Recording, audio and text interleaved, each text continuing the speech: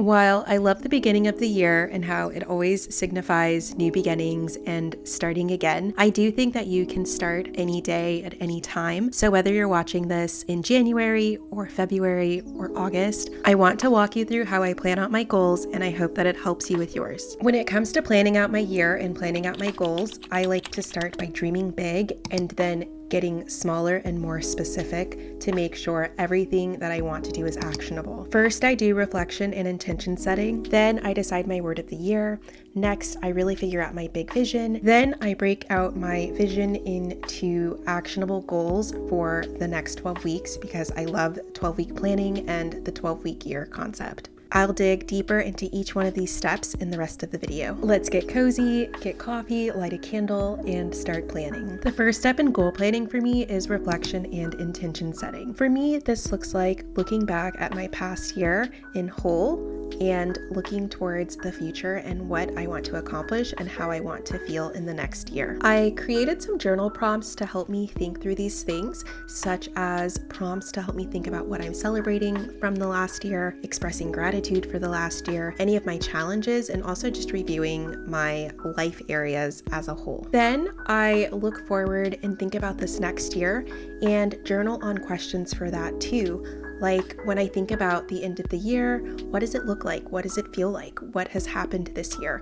And my favorite to journal on is my best year yet list. So these are the top 10 things that if they happened this year, I would have my very best year. Keeping these top of mind really sets me up for success. After I do the big picture journaling, I like to come up with a word or phrase of the year, something that will keep me grounded anytime I get stressed or feel the challenges that come up. My phrase for the year is effortless flow. I love overcomplicating things and making things harder than they need to be. So this year, I just want to step into more of a year of ease, do things with ease, trust my gut, lean into what comes naturally to me, and take the path of least resistance. All right, you've done your big journaling, you've come up with your word of the year, and now it's time to get specific. So now I plan out my next 12 weeks. Even though I love journaling on my big ideas and big dreams, I also love structure and getting more organized. For my own structure, I love planning in quarters. Some people call it the 12-week year,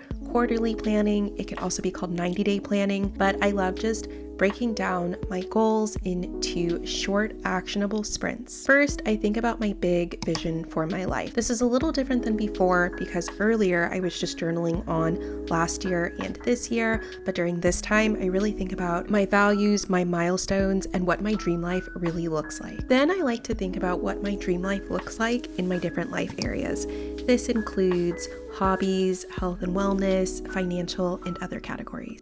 Now that I have all of this top of mind, I start reviewing my last 12 weeks. It's okay if you don't really remember what your last 12 weeks were like, but maybe you can just journal on the last few weeks that you had. Then I'm a very visual person, so I really like to see how I rate my own life areas and how I'm feeling about them.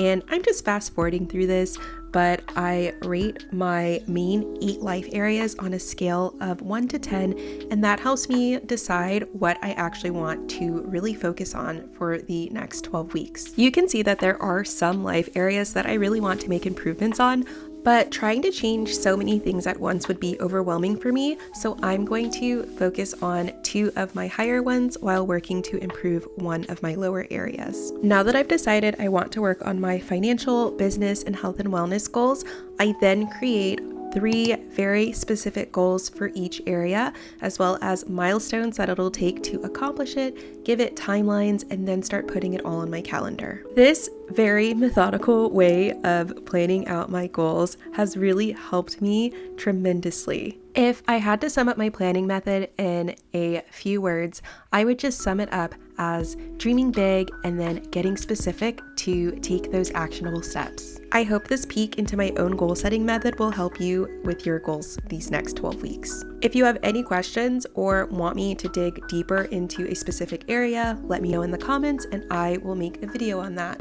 I also have all of these references linked in the description. Thanks for watching, thank you for being here, and I will see you next time.